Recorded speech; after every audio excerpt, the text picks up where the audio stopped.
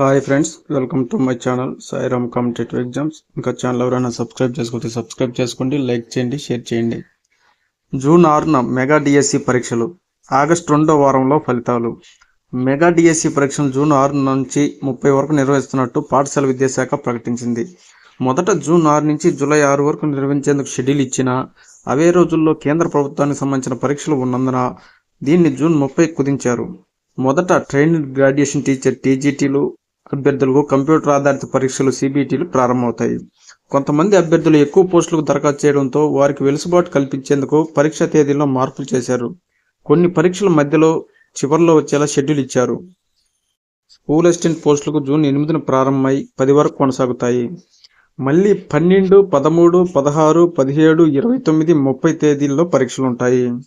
ఎస్జిటీలకు 13న మధ్యాహ్నం, 17న ఉదయం, 18, 19, 20, 21 తేదీల్లో పరీక్షలు నిర్వహిస్తారు.